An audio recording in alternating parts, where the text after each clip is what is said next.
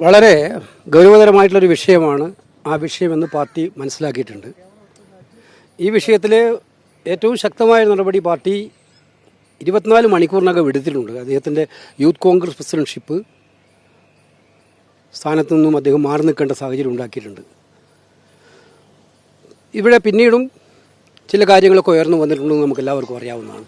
ഇത്തരം കാര്യങ്ങൾ കേരളത്തിലെ പാർട്ടിയുടെ നേതാക്കന്മാർ, ഉന്നതമായ നേതാക്കന്മാർ, പാർട്ടി നേതാക്കന്മാരെല്ലാം വളരെ ഗൗരവതരമായി ആശയവിനിമയം നടത്തിക്കൊണ്ടിരിക്കുകയാണ്. വൈകാതെ ഇത്തരം കാര്യങ്ങൾ എന്താണ് പാർട്ടിയുടെ തീരുമാനമെന്ന് നിങ്ങളെ അറിയിക്കും. ഞാൻ പറഞ്ഞതിനകത്തെല്ലാം ഉണ്ട്. നിങ്ങളോട് ഞാൻ പറഞ്ഞിട്ടില്ലാതെ ലക്ഷ്യമായിരുന്നു. ഇപ്പം ഇത് പറഞ്ഞപ്പോൾ കൊണ്ടും പറയും. ഞാൻ പറഞ്ഞതിനകത്ത് എല്ലാം ഉണ്ട്.